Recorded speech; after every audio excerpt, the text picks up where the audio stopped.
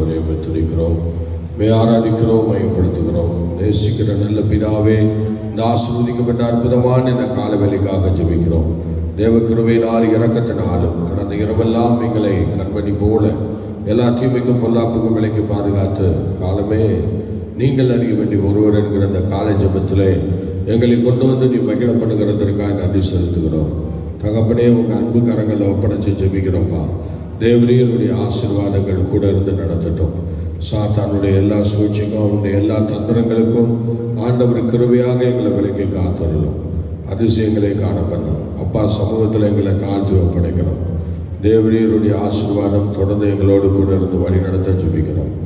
ஆண்டவரே, உங்களுடைய அளவில்லாத பிரசன்னம் ஆளுகை எங்களோடு கூட இருக்கட்டும். ஆச்சரியமான காரியங்களை செய்யும். வந்திருக்கிற அத்தனை பேரையும் ஆசீர்வதியும். இயேசு நாமத்தில் பிதாவே, ஆமென். பொழுது பாடலானது மீள நடத்துவார்.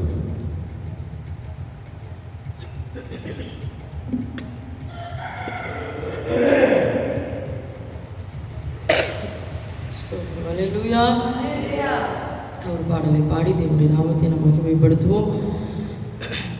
ஸ்தோத்திரம். பணி செய்திட கிருபையாய் இறங்கிடும், கிருபையின் வரங்களால் என்னை நீர் நிறைத்திடும். பணி செய்திட தயவாக இறங்கிடும், பொறுமையும் தாழ்மையும் நிறைவாக தந்திடும். பணி செய்திட கிருபையாய் இறங்கிடும், கிருபையின் வரங்களால் என்னை நீர் நிறைத்திடும். பணி செய்திட தயவாக இறங்கிடும், பொறுமையும் தாழ்மையும்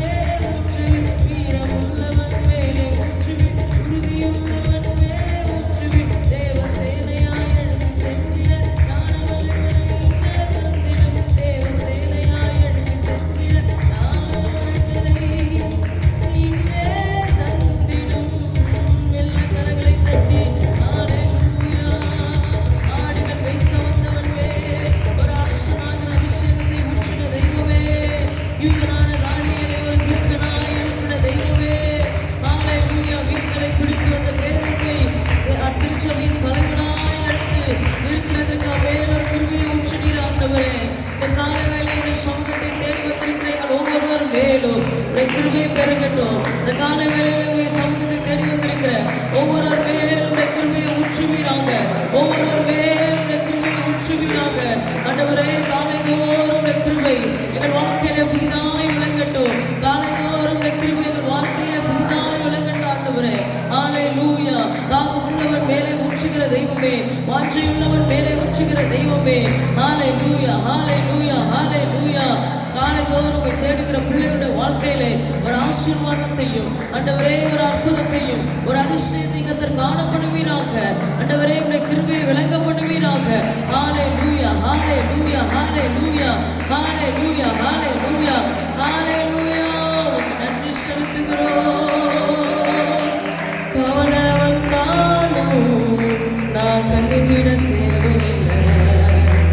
கவலை வந்தாலும் நான் கண்ணீர் விட தேவையில்லை. எல்லாரும் சொல்லுங்க. கவலை வந்தாலும் நான் கண்ணீர் விட தேவையில்லை. கவலை வந்தாலும் நான் கண்ணீர் விட தேவையில்லை. ஆனா ஒண்ணு மட்டும் தெரியும், நான் உங்க தோளில். ஆனா ஒண்ணு மட்டும் தெரியும், நான் உங்க தோளில். ஆனா ஒண்ணு மட்டும் தெரியும், நான் உங்க தோளில்.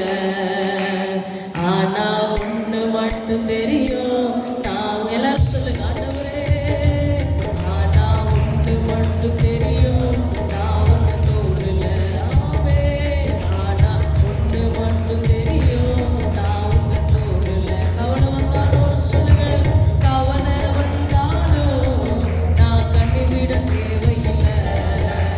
கவலை வந்தாலும் நான் கண்ணீர் விட தேவையில்லை. சொல்லுங்க. கவலை வந்தாலும் நான் கண்ணீர் விட தேவையில்லை. கவலை வந்தாலும் நான் கண்ணீர் விட தேவையில்லை. ஆனா ஒண்ணு மட்டும் தெரியும், நான் உங்க தோளில். ஆமாப்பா. ஆனா ஒண்ணு மட்டும் தெரியும், நான் உங்க தோளில். இயேசுவின் தோள் மேலே ஒண்ணு மட்டும் தெரியும், நான் உங்க தோளில். ஆமே. ஆனா ஒண்ணு மட்டும் தெரியும், நான் உங்க தோளில். நெருக்கத்தின் எல்லை புரிந்தவரே, பெருகமாய் ஆசீர்வதிப்பவரே. நெருக்கத்தின் எல்லை புரிந்தவரே, பெருகமாய் ஆசீர்வதிப்பவரே. ஆனா ஒண்ணு மட்டும் தெரியும், நான் உங்க தோளில். ஆமாப்பா. ஆனா ஒண்ணு மட்டும் தெரியும், நான் உங்க தோளில். ஆனா ஒண்ணு மட்டும் தெரியும், நான் உங்க நல்ல நம்பிக்கையோடு சொல்லுவோமா. உங்க தோள் மேல நான் ஆண்டவரே நான் சாய்ந்திருக்கிறேன்ப்பா. உங்க தோள் மேல நான் சாய்ந்திருக்கிறேன். ஆமே. ஒண்ணு மட்டும் தெரியும், நான் உங்க தோளில். இயேசுவின் மார்பிலே ஒண்ணு மட்டும் தெரியும், நான் உங்க தோளில். வியாதியே வந்தாலும் நான் வியாகுலம் அடைவதில்லை. சொல்லுங்க. வியாதியே வந்தாலும் நான் வியாகுலம் அடைவது. மறுபடியும் சொல்லுங்களேன்.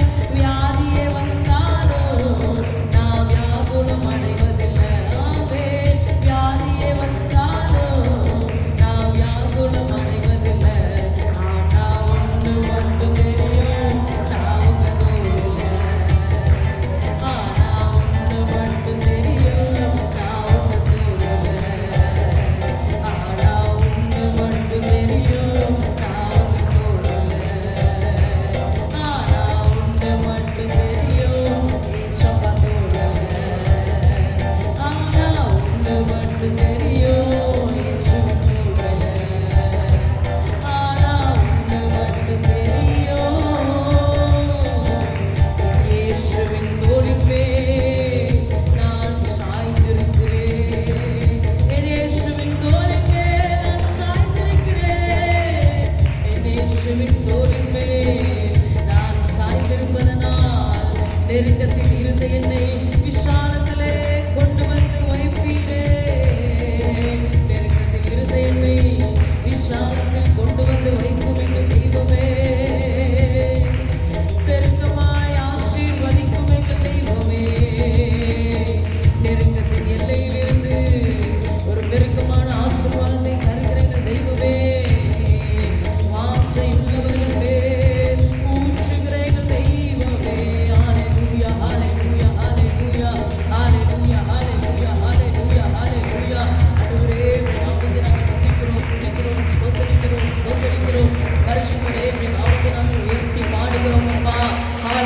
ஹalleluya ஹalleluya ஹalleluya. ஆண்டவரே ஸ்தோத்திரம் ஸ்தோத்திரம் ஸ்தோத்திரம். உங்கள் தோள் மேலே நாங்கள் சாய்ந்திருப்பதனால எதை குறித்து நாங்கள் கவலைப்படாமல், எதை குறித்து எங்கள் கண்ணீர் விடாமல் தேவனுடைய மார்பிலே இளைப்பாறுகிற அந்த கிருபை எங்கள் ஒவ்வொருவருக்கும் கர்த்தர் கட்டளையிடுவீராக. எங்கள் ஒவ்வொருவருக்கும் கர்த்தர் அப்படிப்பட்ட கிருபைகளை பொழிந்தருளுங்கப்பா. ஹalleluya ஹalleluya. ஸ்தோத்திரம் ஸ்தோத்திரம் ஸ்தோத்திரம். தேவ கிருபைகள் வாழ்நாளிலே பெருகட்டும் தகப்பனே. தேவனுடைய தயவுகள் வாழ்நாளிலே பெருகட்டும். ஆண்டவரே ஸ்தோத்திரம் ஸ்தோத்திரம் ஸ்தோத்திரம். ஆசீர்வதிங்க ஆண்டவரே. மட்டுமாயுமே ஆராதிக்கும்படி தேவன் எங்களுக்கு பாராட்டின கிருபைகளுக்காக ஸ்தோத்திரம். நாங்கள் கேட்கப்படுற வார்த்தைகளுக்கு ஆசீர்வாதமாக்கி தரும். வார்த்தை கொண்டு எங்களோடு இடைப்படுவீராக. இயேசு கிறிஸ்துவின் நாமத்தில் பிதாவே ஆமென்.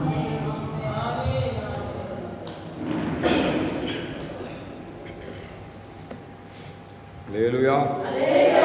எத்தனை பேர் சந்தோஷமா இருக்கீங்க? அல்லேலூயா. ஆண்டவருடைய நாமம் மகிமைப்படுவதாக. இந்த கால வேளையிலே தேவ சமூகத்திலே வந்திருக்கிற உங்களை யாவரையும் வாழ்த்தி அன்போடு வரவேற்கிறேன். கர்த்தர் உங்களை ஆசீர்வதித்து கனப்படுத்துவாராக. அதிகாலையில் என்னை தேடுகிறவர்கள் கண்டறிவார்கள் என்கிற வேதவசனத்தின்படி நாம் காலமே கர்த்தருடைய சமூகத்திலே வந்திருப்பது தேவனுடைய சுத்த ஒரு கிருபை. ஏன்னா இந்த கிருபையை தேவனுக்கு நமக்கு தந்திருக்கிறார். அல்லேலூயா. சத்தமா சொல்லுங்க பார்க்கலாம். அல்லேலூயா. அவரோடு கூட இருக்கிற ஒரு லைஃப் வந்து நல்ல ஒரு லைஃப், நல்ல ஒரு வாழ்க்கை. அது ஒரு நியூ லைஃப்னு தான் சொல்ல முடியும்.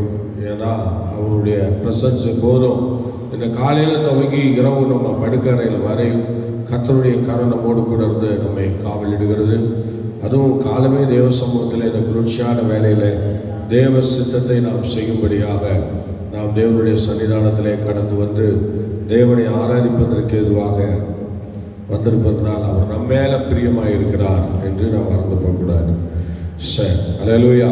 இந்த நாளிலே ஸ்தோத்திரம் பலப்படுத்துதல் என்று சொல்லும்போது வேதாகமத்திலே ஒரு 7 இடத்துல பலப்படுத்துதல் என்று சொல்லப்படுகிறது.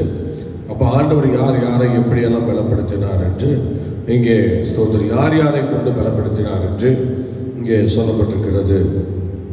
இது அதிகமாக முதலாவது யாருக்கிட்ட ஃபஸ்ட்டு இந்த விஷயம் வருது அப்படின்னா பலப்படுத்தினார் என்கிற அந்த வார்த்தை ஸ்தோத்திரம் தமிழ் மொழிபெயர்ப்பில் நீங்கள் படிக்கும்போது ஸ்தோத்திரம் அல்லேலூயா. இப்போ இந்த பலப்படுத்தினார் என்று நம்ம முதலாவது ஒரு வசனத்தை நம்ம படிக்கலாம். லூக்கா சுவிசேஷம் 22ஆம் அதிகாரம் 43வது வசனம் படிக்க பார்க்கலாம். ஸ்தோத்திரம் படிங்க. 22வது வசனம், 20 அதிகாரம் 43வது வசனம்.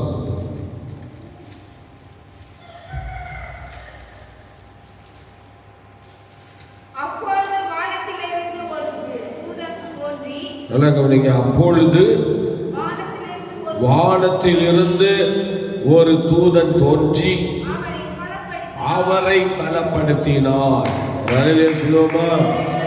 முதலாவது பலப்படுத்தினார் என்கிற அந்த இடத்துக்கு இந்த வசனத்தில் புதிய ஏற்பாட்டில் தான் இந்த 7 வசனங்களும் சொல்லப்பட்டிருக்கிறது. இந்த புதிய ஏற்பாட்டில் 7 இடத்துலையும் இந்த வார்த்தைகள் சொல்லப்படுகிறது பலப்படுத்தினார் என்று. அதில் முதலாவது இந்த பலப்படுத்துதல் எங்கிருந்து வருது அப்படின்னு சொன்னால் வானத்திலிருந்து, பரலோகத்திலிருந்து ஒரு தூதன் இறங்கி வருகிறார். வித்தியாசமான நிலையில ஒரு தூதன் இறங்கி வருகிறார். அந்த தூதன் இறங்கி வந்து இயேசு கிறிஸ்துவை பலப்படுத்துகிறார். இயேசு கிறிஸ்து என்ன பலன் இல்லாமல் இருந்தாரா? 40 நாள் உபவாச ஜெபம் இருந்தார். அந்த நேரத்தில் அவர் வந்து பலப்படுத்தினார். தேவ தூதன் வந்து அவரை பலப்படுத்தினார் என்று வேதம் சொல்லுகிறார். பார்த்தீங்களா? பலப்படுத்தினார். அந்த ஆண்டவர் பலப்படுத்துவதற்கு ஏதுவாக ஸ்தோத்திரம் தமது தூதனை அனுப்பி விடுகிறார்.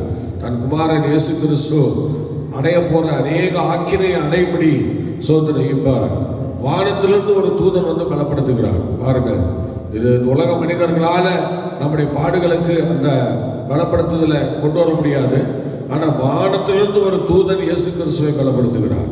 ஸ்தோத்திரம். அதுதான் அவர் பரலோகத்திலிருந்து வந்தவர் என்பதற்கு அடையாளமாக இப்பொழுது வானத்திலிருந்து இறங்கி வந்த அந்த தூதன் அவரை பலப்படுத்துகிற அந்த காட்சியை நம்ம பார்க்கிறோம். அந்த சூழ்நிலையை நம்ம பார்க்கிறோம். அல்லேலூயா, அல்லேலூயா, அப்படி ஒரு பலப்படுத்துதலை கர்த்தர் அங்கே வைத்திருக்கிறார். நல்ல அருமையான பலப்படுத்துதல். ஸ்தோத்திரம். ஆண்டவர் கிருபையாக அந்த பலப்படுத்துதலை வைத்து முதலாவது அந்த 7 பலப்படுத்துதல்ல முதல் பலப்படுத்துதல் வானத்திலிருந்து ஒரு தூதன் இறங்கி வருகிறார். அடுத்ததாக அந்த பலப்படுத்துதலை யாரு பயன்படுத்துகிறார் அப்படின்னு நம்ம வேதத்தில் பார்க்கும்போது நீங்கள் ஸ்தோத்திரம் படிக்கலாம். ஸ்தோத்திரம் ஆசிரியர்கள் பார்க்கலாம். கலாத்தியர் நிருபம் 2ஆம் அதிகாரம் 7வது வசனத்தை நீங்கள் படிக்கலாம். கலாத்தியர் நிருபம் ஸ்தோத்திரம் 2ஆம் அதிகாரம் 7வது வசனம். அதிலே அப்போஸ்தலனாகிய பவுல் சொல்லும்போது யாரை குறிப்பிட்டு சொன்னார் பாருங்க. படிங்க. அதுவும் அல்லாமல் விருத்த சேதனம் உள்ளவர்களுக்கு அப்போஸ்தலனாக இருக்கும்படிக்கு பேதுருவை பலப்படுத்தினார். அல்லேலூயா. முதலாவது நல்ல கவனிக்கணும். இயேசு கிறிஸ்துவை வானத்திலிருந்து ஒரு தூதன் வந்து பலப்படுத்துகிறார். அடுத்தது அப்போஸ்தலனாக பேதுரு செயல்படுவதற்கு ஆண்டவர் இயேசு கிறிஸ்துவே அவரை பலப்படுத்துகிறார். அல்லேலூயா. எப்படி பார்த்தீங்களா? முதலாவது பலப்படுத்துகிறது வானத்திலிருந்து வந்த தூதன். இரண்டாவது இயேசு கிறிஸ்துவே என்ன செய்கிறார் பாருங்க, பேதுருவை பலப்படுத்துகிறார். சோதரி யாரை பலப்படுத்துகிறார்? சோதரி இப்போ புதிய மொழிபெயர்ப்பில் படிக்க பார்க்கலாம். அதில் சோதரி இயேசுவை பலப்படுத்தின வானத்திலிருந்து வந்த தூதன் எப்படி பலப்படுத்துகிறார் பாருங்கள். ஸ்தோத்திரம். படிங்க. முதல் வருஷம் முன்னாடி வாசிச்சது படிங்க. அந்த இடத்தை அடைந்ததும் அவர் அவர்களிடம் சோதனைக்கு உட்படாதிருக்க இறைவனிடம் வேண்டிக் கொள்ளுங்கள் என்றார். பிறகு அவர் அவர்களை விட்டு கல்லெறியும் தூரத்து விலகி சென்று முழங்கால் படிட்டு இறைவனிடம் வேண்டிக் கொண்டார். தந்தையே உமக்கு விருப்பமானால் இத்துன்பம் இவ்வளோ அவசரமா வாசிச்சோம் இல்லையே, எங்கேயோ விட்டுட்டு எங்கேயோ போயிட்டீங்களே. படி ஸ்தோத்திரம். சீக்கிரம் படிங்கம்மா. 22ஆம் அதிகாரம் 43ஆம் வசனம் படிங்க. அப்பொழுது விண்ணகத்திலிருந்து ஒரு தூதன் அவருக்கு தோன்றி அவரை வலுப்படுத்தினான். பாருங்கள், ஒரு தூதன் தோன்றி வானத்தில் தான். திரும்ப படிங்க. அப்பொழுது விண்ணகத்திலிருந்து, அப்பொழுது கவனிங்க, விண்ணகம் பரலோகத்திலிருந்து ஒரு தேவதூதன் தோன்றி. இதில் வந்து வானத்திலிருந்து சொல்லியிருக்கேன், அது விண்ணகம் என்று சொல்லியிருக்கு. ஒரு தூதன் அவருக்கு தோன்றி அவரை வலுப்படுத்தினார். ஒரு தூதன் தோன்றி அவரை வலுப்படுத்தினார். சோத்திரம். இது வந்து பலப்படுத்தினார் இருக்கு, அதில் வந்து வலுப்படுத்தினார் என்று சொல்லியிருக்கிறது. பார்த்தீங்களா? வலுப்படுத்தினார். இந்த தமிழ் மொழியாக்கம் வந்து கொஞ்சம் நல்ல ஒரு வலுவான அப்படிங்கிற மாதிரி பலமான, இதில் வந்து கிரேக்கு பாஷையில் பலமான அப்படின்னு வருது. தமிழ் பைபிளில் நம்ம படிக்கும்போது அது என்ன செய்யுது, அதில் வந்து இவ்விதமாய் சொல்லுகிறார். அல்லேலூயா. ஸ்தோத்திர. வலுவான என்று சொல்லுகிறார். வலுப்படுத்தினார். ஸ்தோத்திரம். தேவதூதன் விண்ணகத்திலிருந்து தேவதூதன் தோன்றி அவரை வலுப்படுத்தினார் என்று சொல்லப்பட்டிருக்கிறது. அல்லேலூயா. ஸ்தோத்திரம். இப்போ பாருங்க, இப்போ வந்து பேதுருவை சொல்றாரு. பேதுரு வந்து கர்த்தரே அப்போஸ்தலனாக இருக்கும்படிக்கு கர்த்தரே பேதுருவை வலுப்படுத்தினார். ஒரு அலையில சொல்லுங்க, பலப்படுத்தினார். ஸ்தோத்திரம். நம்ம நல்லா கவனிக்கணும். ஒவ்வொரு விஷயங்களுக்கும் இந்த பூமியில நீங்கள் நானும் அவருக்காக இருப்பதற்கு அவர் தான் நம்ம வந்து பலப்படுத்தணும், வலுப்படுத்தணும். நாம பலப்படுத்திக் கொள்ள முடியாது. ஏன்னா நாம சில விஷயங்களை அப்படியே எடுத்துக்கொண்டாலும் நம்ம ஒரு சீக்கிரத்தில் அதை என்ன செய்வோம், விட்டுருவோம். இப்போ நிரந்தரமாக ஒரு விஷயம் நம்மகிட்ட இல்லை அப்படின்னா அது தேவனால் கொடுக்கப்பட்டது இல்லை. கன்ஃபார்ம் ஆச்சா? எப்படிங்க? நிரந்தரமாக ஒரு காரியம் நம்மகிட்ட இல்லைன்னு வச்சுங்களேன், அது தேவனால் கொடுக்கப்பட்டது இல்லை. இப்போ சொல்றாரு பவுல் சொல்லும்போது எப்படி சொன்னார் பாருங்க, அப்போஸ்தலனாக இருக்கும்படிக்கு பேதுருவை கர்த்தர் பலப்படுத்தினார். அதை படிங்க, திரும்ப படிங்க அந்த வசனத்தை. எவ்வளவு அருமையா சொன்னாரு பாருங்க. அதுவும் அல்லாமல் விருத்த சேதனம் உள்ளவர்களுக்கு நம்ம படிக்கிறீங்க, திக்கி படிக்கிறீங்க, ஒழுங்கா படிங்கம்மா. அதுவும் அல்லாமல் விருத்த சேதனம் உள்ளவர்களுக்கு அப்போஸ்தலனாய் இருக்கும்படி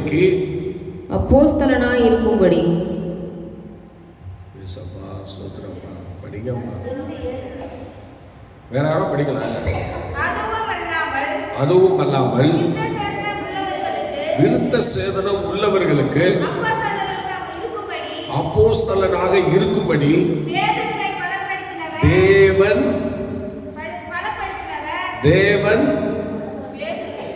சொல்லு. தேவன் பலப்படுத்தினாரா? தேவன் பலப்படுத்தினாரா? ஸ்தோத்திரம். அல்லேலூயா சொல்லுவோமா? சத்தமா சொல்லுங்களேன். அல்லேலூயா. ஆண்டவர் அப்போஸ்தலனாக இருக்கும்படிக்கு பேதுருவை பலப்படுத்தினார். சொல்லுங்க, யாரை பலப்படுத்தினார்? பேதுருவை பலப்படுத்தினார். அல்லேலூயா.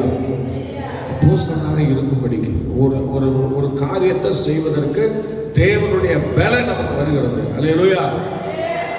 ஐயா அப்படியே வச்சுட்டு உட்காருங்க. அப்படியே உட்காருங்க. ஸ்தோத்திரம். அப்படியே உட்காருங்க. கொஞ்ச நேரம் உட்காருங்க. நல்லா கவனிங்க. வசனத்தை நல்லா கவனிங்க. ஸ்தோத்திரம். ஒரு விஷயத்துல கர்த்தருக்கு வேலையை செய்யும்போது, ஒரு பொறுப்பை செய்யும்போது நம்ம பலப்படுத்தி கொண்டால் சீக்கிரமா அதை நம்ம கைவிட்டு போயிடும். ஆனா கர்த்தர் ஒரு மனுஷனை பலப்படுத்தினார், கடைசி வரையும் அவருக்காக நம்ம நிற்க முடியும். இப்ப பாருங்க, அப்போஸ்தலன் பவுல் கடைசி வரையும் அப்போஸ்தலன் தான். சாகர வரைக்கும் அப்போஸ்தலன் தான். ஒரு அலையிலே சொல்லுங்களேன், பெரிய அப்போஸ்தலன். ஸ்தோத்திரம். இந்த கல்லின் மேல் என் சபையை கட்டுவேன், பாதாளத்தின் வாசல்கள் இதை மேற்கொள்ளாதுன்னு சொன்னார். அந்த அளவுக்கு கர்த்தர் அவர் அப்போஸ்தலனாக இருக்கும்படிக்கு தேவன் அவரை பலப்படுத்தினார். அப்போ கர்த்தருடைய சமூகத்துல ஒரு விஷயத்துல நம்ம ஈடுபடுறோம் அப்படின்னா தேவன் தான் நம்ம பலப்படுத்தணும். ஒரு காரியத்தை கையில கொடுத்துட்டாரு. இப்போ அதை நம்ம வேதாகமத்துல அழகா பார்க்கலாம். யாருக்கிட்ட பார்க்கலாம்னா சாலமோன்கிட்ட பார்க்கலாம். சாலமோனுக்கு பதவி கையில வந்த பிறகு உடனே அவர் ஜெபிக்க ஆரம்பிக்கிறார். எப்படி ஜெபிக்கிறார் பார்த்தீங்களா? இவ்வளோ ஜனங்களை வழி நடத்த எனக்கு ஒன்றும் இல்லை ஆண்டவரே, எனக்கு உங்கள் ஞானத்தை கொடுப்பீங்களா? எவ்வளோ அருமை கேட்குறாரு பாருங்க. இந்த ஜனத்தை வழி நடத்த எனக்கு ஒரு ஞானம் தருவீங்களா, எனக்கு ஒரு கிருபை தருவீங்களா என்று சொல்லி ஆண்டவரிடத்தில் எதையும் கேட்கலங்க. அந்த அவருக்கு கொடுத்த அந்த பொறுப்பை சரியாக வகிக்கவும் எனக்கு அந்த கிருபை ஞானம் கொடுங்க ஆண்டவரே என்று சொல்லி கேட்டார். அந்த ஞானத்தை கேட்கிறார். ஸ்தோத்திரம். அதுதான் தேவனே பேதுருவையும் பலப்படுத்தினார் என்று சொல்லப்பட்டிருக்கிறார். ஸ்தோத்திரம். இந்த சண்டே கூட நம்ம படித்த வசனம் ஞாபகம் இருக்கா? ஸ்தோத்திரம். ஞாபகம் இருக்கா? என்ன வசனம் படித்தோம்? 1 நாளாமும் ஸ்தோத்திரம் சாலமோனை குறித்து சொல்லும்போதே சொல்றாரு பார்த்தீங்களா? எத்தனை பேர் அந்த வசனம் ஞாபகம் இருக்கு? சபையா எல்லாரும் படித்தோம். தாவீது தன் குமாரனாகிய சாலமோனை நோக்கி எப்படிங்க பலம் கொண்டு தைரியமா இருந்து நீ பயப்படாமலும் கலங்காமலும் இரு. தேவனாகிய கர்த்தர் என்னும் தேவன் உடனே இருப்பார். கர்த்தருடைய ஆலயம் என் குமாரனாகிய சாலமோனே. இந்த வசனம் தான் நீ படிக்கிற வசனம் தப்பான வசனம். என் குமாரனாகிய சாலமோனே, நீ உன் பிதாவின் தேவனை அறிந்து அவரை உத்தம இருதயத்தோடும் உற்சாக மனதோடும் சேவி. கர்த்தர் எல்லா இருதயங்களையும் ஆராய்ந்து நினைவுகளின் தோற்றங்களை எல்லாம் அறிகிறார். நீ அவரை தேடினால் உனக்கு அவர் தென்படுவார். நீ அவரை விட்டுவிட்டால் அவரும் உன்னை விட்டு விடுவார். பார்த்தீங்களா? எப்படி? அவரும் உன்னை விட்டு விடுவார். நீ அவரை தேடினா அவர் தென்படுவார். நீ அவரை விட்டுட்டா அவர் உன்னை விட்டுடுவார். சாலமோனுடைய வாழ்க்கையில இது அப்படியே நடந்துச்சு. தேடுற நாளெல்லாம் கர்த்தர் கூட இருந்தார். என்னைக்கு தேடாமல் போனாரோ அன்று அவரை விட்டு விலகி போனார். பார்த்தீங்களா? தேடுற நாளெல்லாம் பலப்படுத்திக்கிட்டே இருந்தார், ஞானம் கொடுத்துக்கிட்டே இருந்தார். தேடாத நாளில் அவர் அவனை விட்டு அழகாக விலகி போனார். பார்த்தீங்களா? எவ்வளோ மகிமையான காரியங்கள் இதில், எவ்வளோ ஆச்சரியமான விஷயம். அல்லேலூயா. ஆகவே எனக்கு பிரியமான தேவனுடைய பிள்ளையே, நல்லா யோசிச்சு பாருங்க. ஆண்டவருக்குன்னு ஒரு காரியத்தில் நீங்கள் நான் உறுதியாக இருக்கணும்னா அவர் தான் நம்ம பலப்படுத்தணும். நம்ம பலம்லாம் ரொம்ப நாள் இருக்க முடியாது. ஏன்னா இப்போ நம்ம ரட்சிக்கப்பட்ட முதல் எத்தனையோ விஷயங்களை கர்த்தர் நமக்கு தரார். ஆனால் ஒன்றுத்துலேயுமே நம்ம என்ன செய்ய முடியல, நினச்சிருக்க முடியல. காரணம் என்னென்னா அவர் நம்மை பலப்படுத்தவில்லை. அதனால தான் இன்னும் முடியல. பாருங்க, பவுல் அழகாக சொன்னார். முதலாவது வானத்திலிருந்து ஒரு தூதன் இறங்கி வந்து இயேசுவை பலப்படுத்துகிறார். ஆனால் அடுத்தது பவுல் வந்து அதை என்ன சொல்கிறார் அப்படின்னா, இங்கே பேதுருவை வந்து பலப்படுத்தினார் ஆண்டவர் அப்படின்றார்.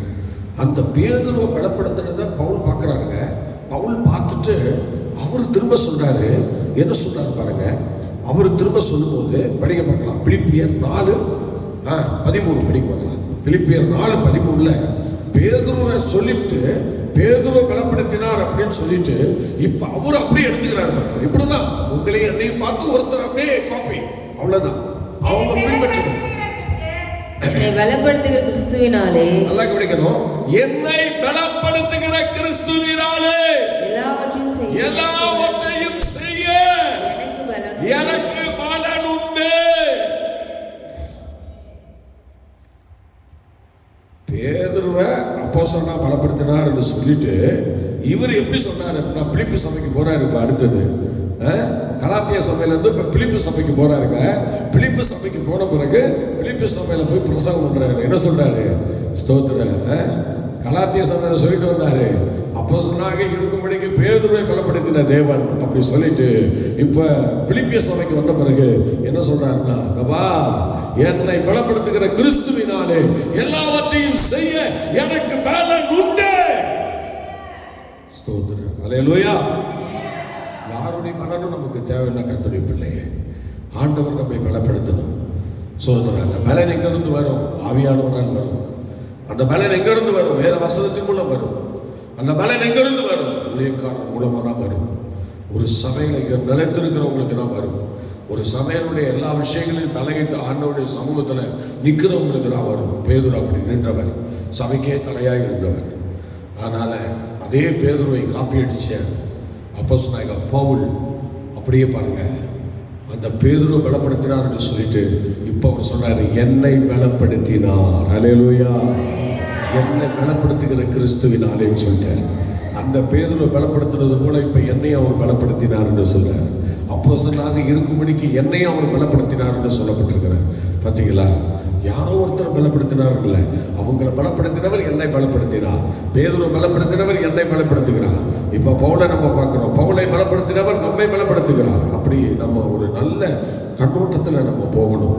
பார்த்தீங்களா? மூன்றாவது முறையாக அவர் என்னை பலப்படுத்துகிற கிறிஸ்துவினாலே எல்லாவற்றையும் செய்ய எனக்கு பலனுண்டுன்னு சொன்னவர். இப்போ அடுத்தது ஸ்தோத்திரம். இதே பவுல் திரும்பவும் அந்த வார்த்தையை யூஸ் பண்ணுறாரு பாருங்க. ஒரு இடத்துல அவர் எப்படி யூஸ் பண்ணுறாரு நீங்கள் ஸ்தோத்திரம் படிக்க பார்க்கலாம். 1 தீமோத்தேயுல திரும்பவும் அந்த வார்த்தையை அவர் யூஸ் பண்ணுறாரு. எப்படி யூஸ் பண்ணுறாரு பாருங்க. 1:12 படிக்க பார்க்கலாம். 1:12 தீமோத்தேயுல பண்ணுறாரு. அந்த வார்த்தையை எப்படி யூஸ் பண்ணுறாரு பாருங்க. என்னை பலப்படுத்துகிறவர், என்னை பலப்படுத்துகிறவர் நம்முடைய கர்த்தராகிய இயேசு கிறிஸ்து என்னை உண்மையுள்ளவன் என்று எண்ணி இந்த ஊழியத்திற்கு ஏற்படுத்தினபடியால் அதுல வந்து பேதுருவை பலப்படுத்தினார் என்று சொல்லிட்டு இவர் பேர்ல சொல்றாரு, இந்த ஊழியத்தில் கர்த்தர் என்னை ஏற்படுத்தினபடி நான் உண்மை உள்ளவன் என்று எண்ணி என்னை ஏற்படுத்தினபடி நான். எப்படி பண்ணீங்களா? இப்ப நம்ம சொல்ல முடியுமா? என்னை உண்மை உள்ளவன் என்று எண்ணி இந்த ஊழியத்துக்கு என்னை ஏற்படுத்தியிருக்கிறார். இந்த பொறுப்புக்கு என்னை கொண்டு வந்திருக்கிறார். எத்தனை பேர் சொல்ல முடியும்? எவ்வளோ பேர் நல்ல பொறுப்புகள் இருக்கீங்க. ஆனால் அந்த பொறுப்புகள் எல்லாம் நீங்களா எடுத்துக்கிட்டதில்லை, கர்த்தர் உங்களுக்கு கொடுத்தது. அதனால் அவர் தான் அந்த பொறுப்பில் வச்சு உங்களை பலப்படுத்தணும். இப்போ சொல்றாரு அப்போஸ்தலனாகிய பவுல் சொல்லும்போது பொதுவாக சொன்னார், என்னை பலப்படுத்துகிற கிறிஸ்துனால எல்லா வேலையும் நான் செய்வேன், எதையும் ஆண்டவருக்கு பண்ணுவேன். அவர் இப்போ சொல்றாரு, என்னை உண்மை உள்ளவன் என்று எண்ணி இந்த கனமான ஊழியத்துக்கு என்னை ஏற்படுத்தினார் என்று சொல்றார். பார்த்தீங்களா? உண்மை உள்ளவன் என்று எண்ணி இந்த ஊழியத்திற்கு என்னை ஏற்படுத்தினார். ஸ்தோத்திரம். கர்த்தருடைய பிள்ளையே, நாம் செய்கிறது ராஜாக்களும் ஆசாரியர்களுமான ஒரு ஊழியம். இந்த ஊழியத்திற்கு தேவன் இன்னைக்கு உங்களை என்னை ஏற்படுத்தியிருக்கிறார். அது எப்படி ஏற்படுத்தியிருக்கிறார் என்றால், உண்மை உள்ளவன் என்று எண்ணி ஏற்படுத்தியிருக்கிறார். நல்லா கவனிங்க. இப்படி யாருக்கு இந்த அனுபவம் இருக்கோ அவங்க தான் என்ன செய்ய முடியும்? அவங்க தான் ஆண்டவர் சமூகத்தில் அப்படி ஸ்தோத்திரம் சொல்ல முடியும். ஏன்னா அந்த மாதிரி என் ஆண்டவர் பலப்படுத்தினாரு, நான் அவருக்காக நிற்கிறேன், நான் அவருக்காக பாடுபடுறேன், அவருக்காக நான் செயல்படுறேன்னு சொல்லி நீங்கள் சொல்லணும். உங்கள் வாழ்க்கையில் அதை கொண்டு வரணும். ஸ்தோத்திரம், நம்ம வாழ்க்கையில் கொண்டு வரணும். ஹல்லேலூயா, ஸ்தோத்திரம். என்னை உண்மை உள்ளவன் என்று எண்ணி இந்த ஊழியத்துக்கு என்னை ஏற்படுத்தினார். அது ஒரு ஸ்தோத்திர வாலிப ஊழியமாக இருக்கட்டும், சண்டே ஸ்கூல் ஊழியமாக இருக்கட்டும், ஒரு வீட்டு கூட்டமாக இருக்கட்டும், ஸ்தோத்திரம். ஹல்லேலூயா. நேற்றைய தினத்திலே நல்ல தேவ வசனத்தை ஆண்டு விழாவிலே கர்த்தர் பேசினார். அதோடு கூட ஸ்தோத்திரம், கடைசியாக இந்த ஊழியத்திலே ஆண்டவர் சிலருக்கு நல்ல பொறுப்புகளை கொடுக்கிறார். நீங்கள் ஸ்தோத்திர யாரெல்லாம் சண்டே ஸ்கூல் ஊழியத்துக்கு ஆயத்தமாக இருக்கிறீங்க, வீட்டு கூட்டங்களை நடத்த ஆயத்தமாக இருக்கிறீங்கன்னு சொன்னபோது குறைந்தபட்சம் 20 பேர் ஒப்பு கொடுத்தார்கள். எல்லாருக்கிட்ட வந்தாங்க. எல்லாருக்கிட்ட வந்து கடைசியாக ஜெபம் பண்ணி அவங்களை ஆசீர்வாதம் பண்ணி அனுப்பிவிட்டோம். 20 பேர் ஆண்டவருடைய ஊழியத்திலே நேற்றைய தினத்திலே ஒப்பு கொடுத்தார்கள். 20 பேர். கர்த்தருடைய சமூகத்திலே சண்டே ஸ்கூல் ஊழியத்தை நான் செய்கிறேன். நான் குடும்ப கூட்டங்களை போய் நடத்தி வருகிறேன், வீட்டு கூட்டங்களை நடத்தி வருகிறேன் என்று ஒரு 20 பேர்கிட்ட முன்னாடி வந்தாங்க. நல்ல அருமையான சகோதரிகள், வாலிப பிள்ளைகள் எல்லாரும் தேவ சமூகத்தில் வந்தாங்க. வந்து அவ்வளோ பேரும் கர்த்தருடைய சமூகத்தில் பிரதிஷ்டை பண்ணப்பட்டு கர்த்தருடைய வேலைக்கு ஆயத்தமானார்கள். நேற்று தினத்தில் ஒரு பெரிய எழுப்புதலை கர்த்தர் அந்த ஊழியத்திலே கொடுத்தார். ஹல்லேலூயா. 1 மணி நேரம் முழங்காலில் எல்லா மக்களையும் நிற்க வச்சு அதற்காக ஜெபம் பண்ணி ஒவ்வொரு வியாழக்கிழமையும் டயசிஸ் பண்ணி கொண்டிருக்கிற அந்த பாஸ்டருக்காக 1 மணி நேரம் ஒவ்வொரு வியாழக்கிழமையும் ஜெபிக்கிற என்று சபையாக எல்லாம் ஒப்பு கொடுத்திருக்கிறார்கள். நாங்கள் ஜெபிக்கிறோம் என் தகப்பனுக்காக என்று சொல்லி. பார்த்தீங்களா, ஆண்டவர் பலப்படுத்துகிற ஒரு ஊழியத்தை நேற்றைய தினத்திலே நாங்கள் செய்கிறோம். அந்த ஊழியத்தில் தேவன் ஏராளமான அற்புதங்களை செய்தார். எல்லாருடைய மனசும் நல்ல அற்புதமாய் கொண்டது, அற்புதமாய் இருந்தது. எல்லாம் ஆச்சரியப்பட்டாங்க.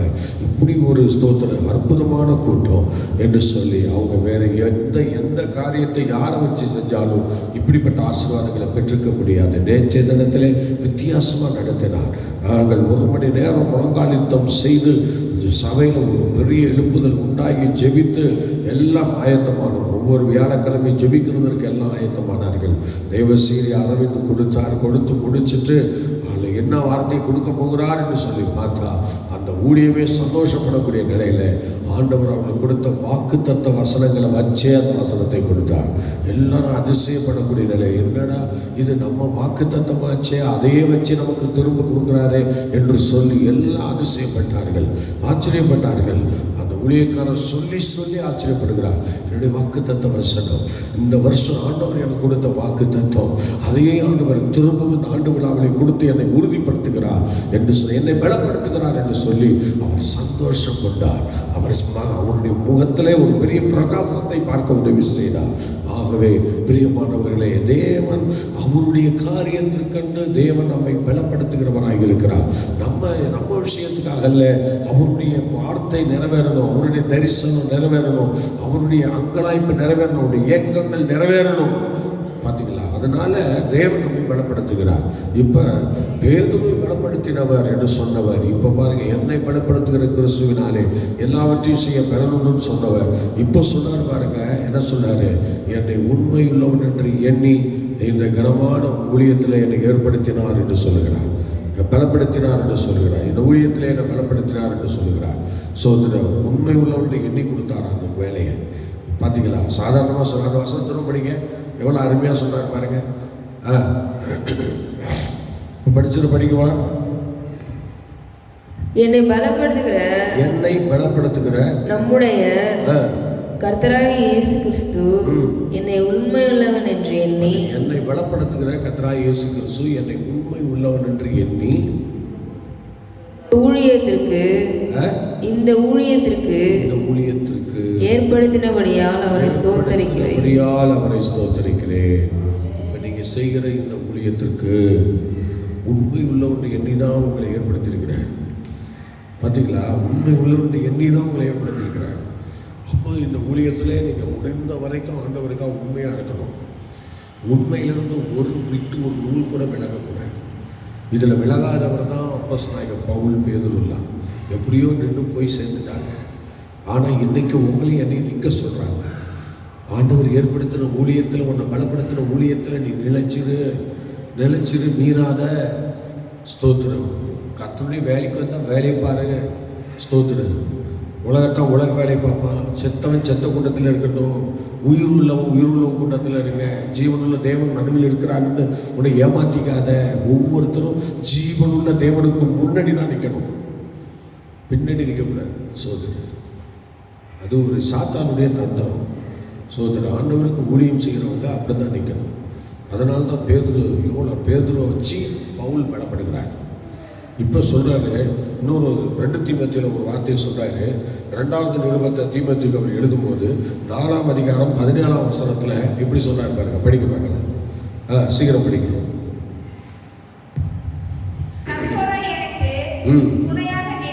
கர்த்தரே எனக்கு துணையாக நின்று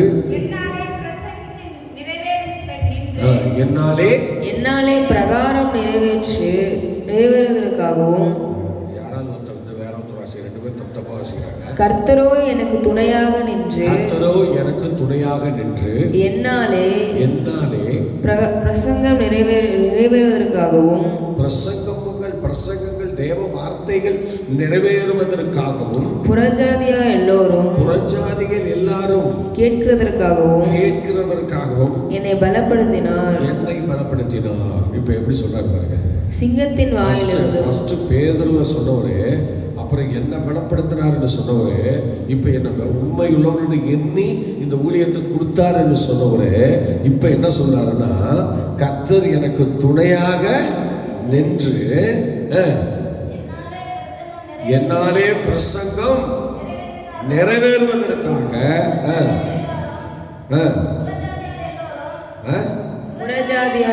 புறஜாதிகள் எல்லாரும் புரியல, மைக்கில் ஆசீர்வாதம்.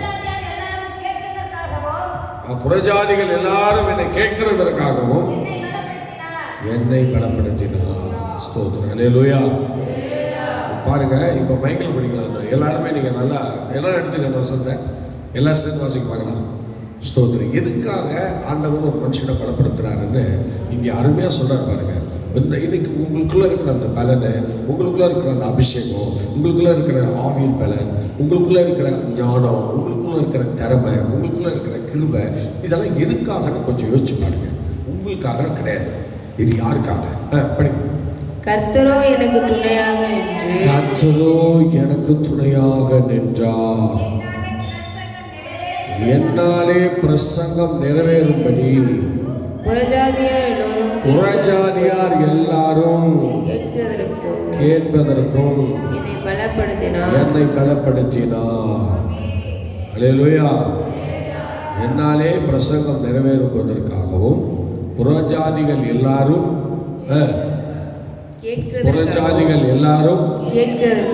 கேட்பதற்காகவும் என்னை பலப்படுத்தினார். இப்ப சொன்னது, எனக்காக அந்த பலனை கர்த்தர் கொடுக்கல, புறஜாதிகள் ஆண்டவரை அறிவதற்கு பலனை கொடுத்தார்.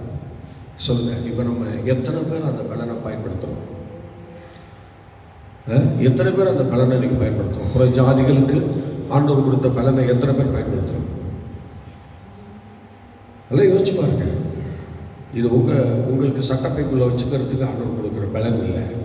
இந்த பலன் புறஜாதிகளுக்கு கொடுக்கலாம் நான் பெற்றுக்கொண்டேன்னு சொல்லி ஒரு சொல்றார் பாருங்க. கர்த்தரோ எனக்கு துணையாக நின்று பிரசங்கம் நிறைவேறும்படியாக, என் ஊழியம் நிறைவேறும்படியாக. ஸ்தோத்திரம். அல்லேலூயா. அருமையாக சொல்றாரு பாருங்க கர்த்தருடைய பிள்ளையை. இது ஏற்கனவே பேதுரு ரொம்ப அருமையாக சொல்லிட்டாரு. எப்படி பேதுரு ரொம்ப அருமையாக சொல்லிட்டாரு. எப்படி சொன்னார்னா, 1 பேதுரு 5:10 படிங்களேன். அதில் என்ன சொல்றாரு பாருங்களேன். 1 பேதுரு 5:10. 5:10 பேதுரு தான் ஃபர்ஸ்ட் நமக்கு சொல்றாரு. கிறிஸ்து இயேசுவுக்குள் நம்மை தமது நித்திய மகிமைக்கு, நம்முடைய நித்திய மகிமைக்கு அழைத்தவராய் இருக்கிற சகல கிருபையும் பொருந்திய தேவன் தாமே கொஞ்ச காலம் பாட அனுபவிக்கிற உங்களை சீர்படுத்தி ஸ்திரப்படுத்தி பலப்படுத்தி நிலைநிறுத்துவாராக. அல்லேலூயா. ஸ்தோத்திரம் ஆண்டவரே. நித்திய ஜீவனுக்கு தகுதி உள்ளவங்களை தான் இப்படி செய்யற. நித்திய ஜீவனுக்கு தகுதி இல்லாதவங்களை தொடக்கூட மாட்டார், டச் பண்ண மாட்டார். பார்த்தீங்களா?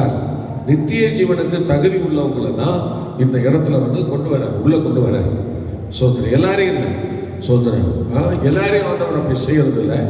ஆண்டவர் ஸ்தோத்திரம். அநேக லைஃப்ல ஏன் எனக்கு இப்படி மாறுது, ஏன் நான் அப்படி போறேன், ஏன் நமக்கு வேண்டாத பிரச்சனைலாம் வருது, ஏன் நமக்கு இவ்வளோ எதிர்ப்பு உண்டாகுது, ஏன் நமக்கு இவ்வளோ சூழ்நிலை உண்டாகுதுன்னா அது நம்முடைய மாம்சத்தின்படி செயல்படுறதுனால, மாம்சத்தின் கிரியை அழிக்காதனால அது நமக்கு வெளிப்படுது. ஆனால் இங்கே என்ன சொன்னார் பாருங்க, இது மாம்சத்தின் கிரியைகள் அல்ல, தேவன் தாமே உங்களை படிங்க, தேவன் தாமே நித்திய கிறிஸ்து இயேசுவுக்குள். தூங்கி முடிஞ்சுங்க, தூங்கிட்டே இருப்பா பாவம். தூங்குறாளெல்லாம் படிக்க வச்சுட்டு நல்ல ஆளுங்கெல்லாம் உட்காந்துருக்கீங்க. ஆண்டோடைய சாபத்தை நீங்கள் ஒரு பக்கம் வாங்கிட்டு இருக்கீங்க. இந்த பிள்ளை பாவம் படித்து வசனத்தை தப்பாக வாசிச்சு இவனும் ஒரு பக்கம் குறைய வசனத்தை போட்டு குழம்பிக்கிட்டு இருக்கா. பார்த்துக்கிட்டு இருக்கிற நீங்களும் ஆசீர்வதிக்கப்பட்டவங்களாம் மாற போகிறீங்க. வேறு வழியே கிடையாது. ஸ்தோத்திரம்.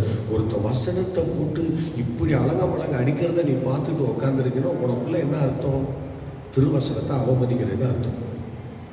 இப்படி திக்கி வசனத்தை வீணாக்குறாங்களே, வசனம் போய் சேர மாட்டேங்குது, நல்லா படிக்கிறேன்னா இப்படியே உட்காந்துருக்கிறேனே என்று ஒரு சூடு சொல்லட நம்ம உட்காந்துருக்கீங்கல்ல, அதுக்கு நீங்கள் கடவுளுக்கு கணக்கு தரணும். ஏன்னா வசனத்தை நீங்கள் அவமதிச்சிருக்கிறீங்க. ஒரு பெரிய குற்றம். சோதனை யோசிச்சு பாருங்க. பாவம், அந்த பிள்ளை படிக்க தெரியல, கஷ்டப்பட்டு தூங்கிட்டு இருக்காது. தூங்கிட்டு இருக்கிற பிள்ளைய போட்டு நம்ம பயங்கரமாக குடும்பப்படுத்துறோம். எனி டைம் தூங்கிட்டு தான் இருக்கா. நீங்கள் வேணா அந்த இதில் கேமராவில் பாருங்க, ஃபுல்லாக தூங்கிட்டு தான் இருக்கா. சமையல வந்து ஒரு நல்ல விழிப்பாக இப்படி அவன் பார்த்ததே கிடையாது. அவன் இப்படியே தான் தூங்கிட்டு இருக்கான். திடீர்னு வசனம் சொன்ன பிறகு அப்படியே வசனத்தை எடுக்கிறான். பாவமாக இருக்குங்க. இப்படியெல்லாம் போட்டு கொடுமைப்படுத்தாதீங்க. உங்களுக்கும் சில பிள்ளைகளை கத்தர் கொடுத்துருக்குறாங்க. ஜாக்கிரதையா இருங்க. ஸ்தோத்திரம். இப்போ சொல்லுங்க, அந்த வசனத்தை படிங்க. கிறிஸ்து இயேசுவுக்குள் நம்மை தமது நித்திய மகிமைக்கு அழைத்தவராய் இருக்கிற சகல கிருபையும் பொருந்தியவர் தேவன் தாமே கொஞ்ச காலம் பாடு அனுபவிக்கிற உங்களை சீர்படுத்தி ஸ்திரப்படுத்தி பலப்படுத்தி நிலைநிறுத்துவாராக. ஸ்தோத்திரம். நித்திய ஜீவனுக்காக தான் இதெல்லாம் கொடுக்குறாரு. நித்திய ஜீவனில் நம்ம இருக்கிறதுக்காக ஆண்டவரை சீர்படுத்தி பலப்படுத்தி இப்படியெல்லாம் நிலைநிறுத்தி வருகிறார். நல்லா யோசிச்சு பாருங்க. இதில் எத்தனை பேர் நம்ம உண்மையாக இருக்கோம்? எத்தனை பேர் சீர்பட்டிருக்கோம்? ஸ்தோத்திரம். எத்தனை பேர் ஸ்திரப்படுத்தப்பட்டிருக்கோம்? எத்தனை பேர் நிலைச்சிருக்கிறோம்? ஆண்டவருடைய பலன் இல்லாமல் நிலைக்க முடியாதுங்க. ஆண்டவருடைய கிருபை இல்லாமல் நிலைக்க முடியாதுங்க. நீங்கள் நிலைக்கணுங்க. நீங்கள் கிருபையில் நிலைக்கணும். ஸ்தோத்திரம். உங்களுடைய வரிசையில் நீங்கள் போயிட்டுருக்கீங்க. கர்த்தர் விரும்புகிறா. என் அண்டையிலே உனக்கு ஒரு இடம் உண்டு. ஸ்தோத்திரம். என்ன தான் நீ பின்பற்றணும், ஒன்றை நீ பின்பற்றக்கூடாது. ஒன்றை வந்து மாம்சம், நீ மண்ணுக்கு ஒப்பானவன். ஸ்தோத்திரம். மண் என்று நினைவு கூறுகிறார். இந்த மண்ணிலிருந்து எடுக்கப்பட்ட மண்ணுக்கு தான் திரும்ப போகுது. இதை வச்சுக்கிட்டு ஒன்றும் பெருசாக நம்ம ஒன்றும் பண்ண முடியாது. கர்த்தருக்காக தான் நம்ம நிற்கணும். ஹல்லேலூயா. என்னை பலப்படுத்துகிறவர் எதுக்காக பலப்படுத்தினார் என்று இந்த வசனம் நமக்கு அற்புதமாக சொல்லி கொடுத்தது.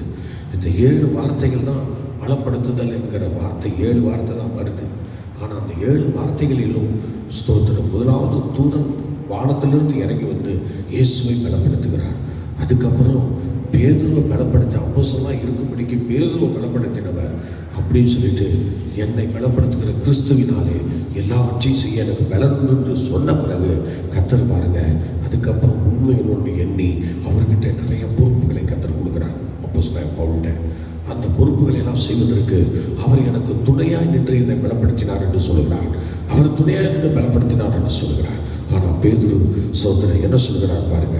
உங்களை அவர் பலப்படுத்தி ஸ்திரப்படுத்தி நிலைநிறுத்தி அவர் என்ன செய்கிறார்? நித்திய ஜீவனுக்காக உங்களை கொண்டு போகிறான்னு சொல்கிறார். நித்திய ஜீவனுக்காக உங்களுக்கு இதெல்லாம் செய்கிறேன்னு சொல்கிறார். நம்ம உலகம் இந்த உலகம் இல்லை. இந்த உலகத்தில் பகை, பிரச்சனை, போராட்டம், நன்றியறிதல் இல்லாதது, ஸ்தோத்திரம், சண்டைகள், இருமாப்புகள், ஸ்தோத்திரம், இந்த மாதிரி நிறைய பிரச்சனைகள்லாம் இருக்குது. அதிலெல்லாம் நம்ம தலையிடக்கூடாது. அதுக்கும் நமக்கு சம்மந்தம் கிடையாது. நம்ம கிறிஸ்துக்காக நியமிக்கப்பட்டவர்கள், நம்ம நித்திய ஜீவனுக்காக நியமிக்கப்பட்டவர்கள். அதுக்காக கொஞ்ச காலம் பாட அனுபவிக்க பலப்படுத்தப்படுகிறோம். அதனால் அவருக்காக நிற்கிற அந்த அனுபவம் தான் நமக்குள்ளே இருக்கணுமே தவிர இந்த உலக காரியம் எதையும் முன்ன கொண்டு வரவே கூடாது. எல்லாத்தையும் தூக்கி பின்னணி போட்டுருங்க. அதை தான் பக்தன் சொன்னார். உலகம் என் பின்னே, சிலுவை என் முன்னே. உலகம் என் பின்னே, சிலுவை என் முன்னே. உலகம் என் பின்னே, சிலுவை என் முன்னே. பின்னோக்கே நான், பின்னோக்கே நான், பின்னோக்கே நான், பின்னோக்கே நான், பின்னோக்கே நான், பின்னோக்கே நான்.